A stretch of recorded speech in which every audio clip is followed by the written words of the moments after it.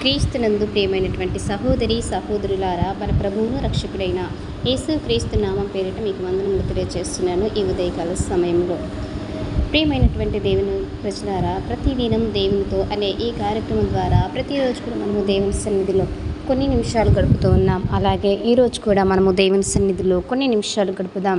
ప్రియమైనటువంటి దేవుని ప్రజలారా, పరిశుద్ధ గ్రంథంలో నుండి ప్రకటన గ్రంథము 3వ అధ్యాయము 10వ వచనం చదువుకుందాం. ప్రకటన గ్రంథము 3వ అధ్యాయము 10వ వచనాన్ని చదువుకుందాం. నీవు నా సహనమును గూర్చిన వాక్యమును గైకొనినందున లోకమంతటికి మీదికి రాబో శోధన కాలంలో నేను నిన్ను కాపాడేదను. ప్రియమైనటువంటి దేవుని ప్రజలారా, క్రీస్తునందు మీ అందరికీ దేవుని యొక్క వందనములు తెలియజేస్తున్నాను. ఈరోజు మనము ధ్యానించబోయేటువంటి దేవుని వాక్యము ప్రకటన గ్రంథము 3వ అధ్యాయము 10వ వచనంలో ఈ విధంగా వ్రాయబడి ఉంది. నీవు నా సహనమును గూర్చిన వాక్యమును గైకొనినందున లోకమంతటి మీదికి రాబో శోధన కాలములో నేను నిన్ను కాపాడేదను అని చెప్పేసి దేవుడు మనకు ఈ యొక్క అద్భుతమైనటువంటి వాగ్దానాన్ని ఇచ్చాడు. ఈ యొక్క వచనము ఫిలదెల్ఫియా సంఘానికి ఇచ్చినటువంటి ఒక అద్భుతమైన వాగ్దానం. అయితే అది కేవలము ఆ సంఘానికే కాదు, దేవుని వాక్యానికి విధేయులై జీవించేటువంటి ప్రతి విశ్వాసికి వర్తించేటువంటి ధైర్యవాక్యం. ఈ రోజుల్లో ప్రపంచమంతా భయం, వ్యాధులు, యుద్ధాలు, ప్రకృతి వైపరీత్యాలు, కుటుంబ సమస్యలు, ఆర్థిక ఇబ్బందులు, ఇంకా ఆత్మీయ పోరాటాలతో నిండి ఉంది.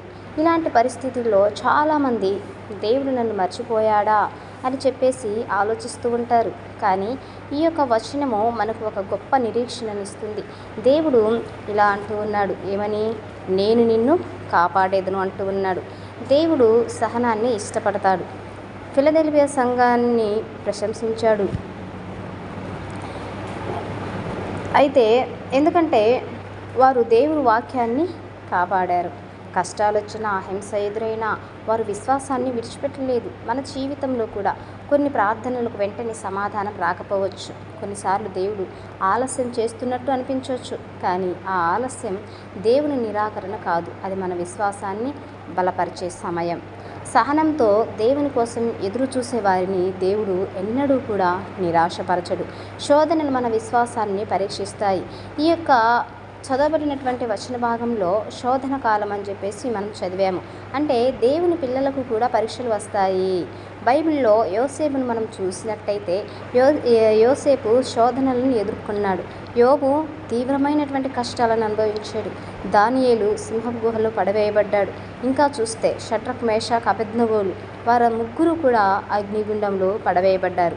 వారందరూ ఒక విషయం నిరూపించారు, పరీక్షలు దేవుని పిల్లలను నాశనం చేయడానికి కాదు, వారిని ఇంకా మరింత బలపరచడానికి వస్తాయి అని చెప్పేసి వారు నిరూపించారు.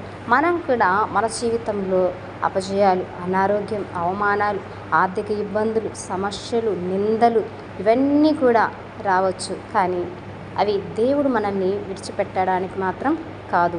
శోధనలో ఉన్నటువంటి వారిని దేవుడు చూస్తూ ఉన్నాడు. సరైనటువంటి సమయంలో ఆయన చేయి చాపుతాడు. దేవుని కాపుదల మనకు ఎప్పుడు ఉంటూ ఉంది. యేసు ప్రభు వారు ప్రయత్నించు అని మాత్రమే చెప్పలేదు, నేను నిన్ను కాపాడతాను అని వాగ్దానం చేశాడు.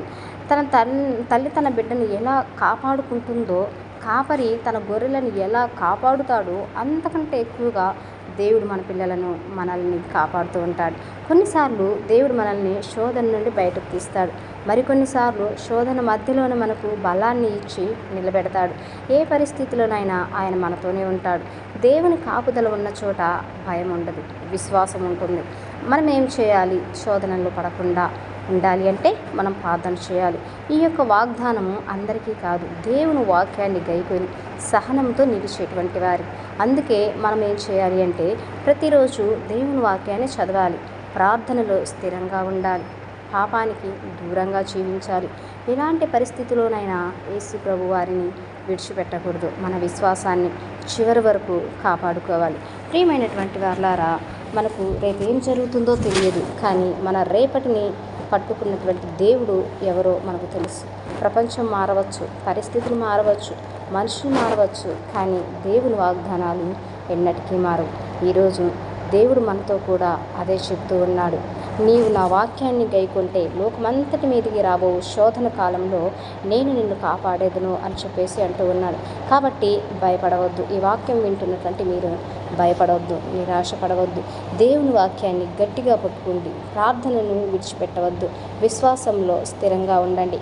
అప్పుడు దేవుడు తన వాగ్దానం ప్రకారం మన జీవితాలను కాపాడి నడిపించి చివరికి తన మహిమలోనికి చేర్చుతాడు. కాబట్టి ఈరోజు ఈ వాక్యం విన్నటువంటి మీరందరూ కూడా దేవుని యొక్క వాక్యంలో ముందుకు సాగాలని మీకు ప్రభు పేరిట తెలియజేస్తూ ఉన్నాను. ప్రార్థన చేసుకుందాం.